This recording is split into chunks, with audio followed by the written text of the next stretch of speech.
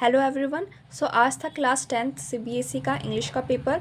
I hope आपका paper बहुत अच्छा गया होगा। इंग्लिश का पेपर बहुत ही इजी आया है और पैसेज भी बहुत इजी आए हैं। अब हम इसके आंसर की डिस्कस कर लेते हैं। क्वेश्चन फर्स्ट में आपको पैसेज दे रखा है।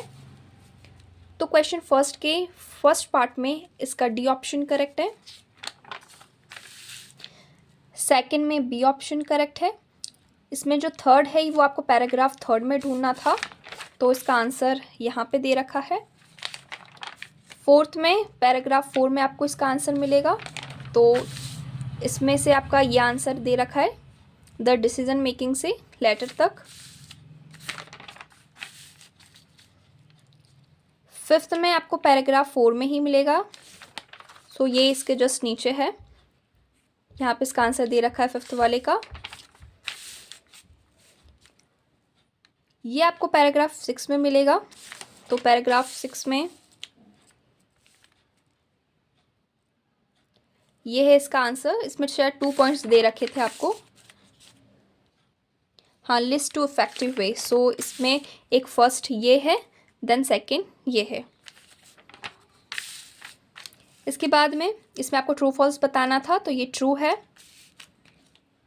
एट्थ में इसका बी ऑप्शन करेक्ट है। मतलब पैसेज बहुत ज़्यादा इजी आया था, मतलब पढ़ के ही समझ में आ रहा था, सीधे सीधे इसके आंसर मिल रहे थे। देन सेकंड में आपको पैसेज दे रखा है।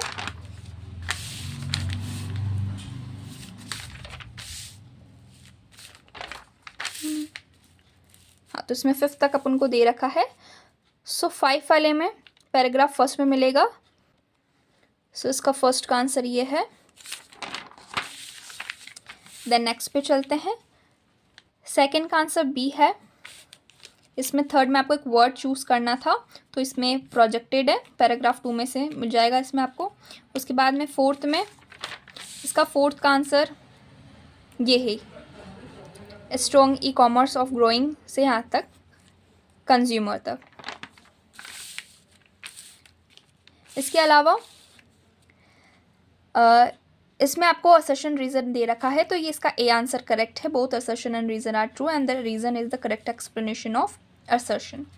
देन इसमें आपको एक्सप्लेन करना था, तो इसका आपका आंसर ये दे रखा है, ई कॉमर्स प्लेटफॉर्म तक, ई कॉमर्स प्लेटफॉर्म से इंडिया तक।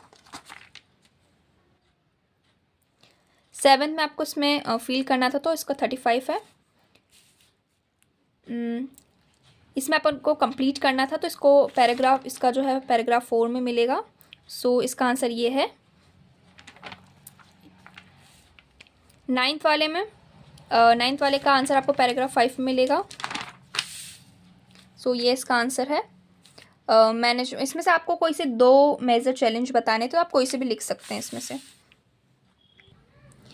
अब सेक्शन बी जो कि ग्रामर पोर्शन है, थर्ड का फर्स्ट है। इसमें आपको टोटल 10 करने, कोई से भी जो से भी आपको आते हैं। थर्ड का फर्स्ट वाले में आता हैड बिन वॉकिंग, सेकंड में ऑल आता।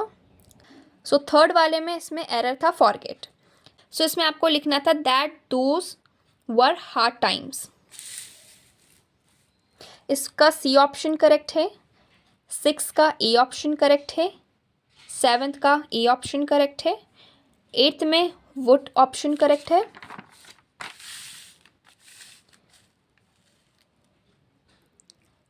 9th में इसमें एरर डिसइंफेक्ट है। 10th वाले में इसमें आपको लिखना था which book they were going to purchase that day from the book fest, ये लिखना था। इसमें 11th में आपका सी ऑप्शन करेक्ट है। फिर एरर करेक्शन से क्वेश्चन है, इसमें कैरीज एरर है और करेक्शन आपको कैरी करना था। इसके बाद में इसमें आपको लेटर दे रखा है। इसमें आपको एनालिटिकल पैराग्राफ दे रहा है, दोनों में से कोई सा एक करना था। देन लिटरेचर सेक्शन आ गया, सेक्शन सी। फर्स्ट वाले का बी ऑप्शन करेक्ट है।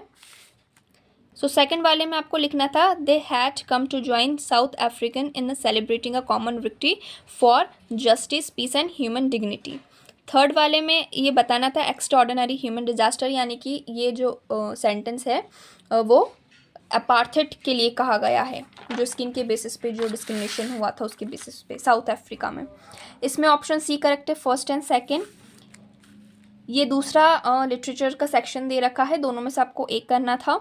तो फर्स्ट वाले में आपको लिखना था कि जो रिचार्ड थे वो मोटिवेटेड पर्सन थे, हार्ड वर्कर थे, और एक उनमें क्यूरियोसिटी थी। सो ये सारे इजी क्वेश्चंस हैं। सेकंड में आपको लिखना था कि mention the ingredients which are necessarily required in making of the scientist. तो कोई सी भी क्वालिटीज़ हो सकती है, ये इसमें दे रखा है आपको, तो सेकंड का आंसर मार्क है इसमें। देन थर्ड में आपको परसिस्टेंट लिखना था। फोर्थ में आपको डी ऑप्शन इसमें करेक्ट था। देन ये यहाँ पे पोइम दे रखी है, सो फर्स्ट का सी ऑप्शन करेक्ट है। सेकंड में लिखना था कि हाइना और क्रोकोडाइल में क्या डिफरेंसेस होते हैं, जो पोएट है उनके अकॉर्डिंग। सो जो हाइना है वो उसको हम रिकग्नाइज कर सकते हैं उनकी मैरी स्माइल से, और जो क्रोकोडाइल है वो बाय इट्स वीपिंग। थर्ड वाले में आपको जो है कैरेक्टरिस्टिक्स बताने थे, जो गिरगिट होती है उसकी क्या प्रॉपर्टीज़ होती है, यानी कि क्या उसके कैरेक्टरिस्टिक्स, क्या फीचर्स होते हैं। जैसे कि उसमें कोई विंग्स नहीं होता है, ना ही उसकी ईयर होते हैं, और वो जो है अपना स्किन कलर चेंज कर सकती है सराउंडिंग के अकॉर्डिंग। उसके बाद में इसमें आपको प्लेफुल एंड ह्यूमरस इसमें टिक करना था। उसके बाद में यहाँ पे अमांडा वाली पोएम आपको दे रखी है।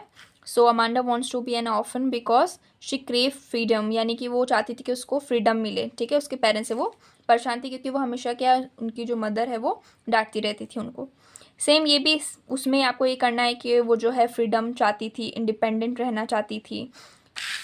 इसके बाद में थर्ड में डी ऑप्शन करेक्ट है। और what does the speaker do on the dust, तो वो क्या है, पैटर्न्स बनाना चाहती थी जो सॉफ्ट डस्ट है उसमें।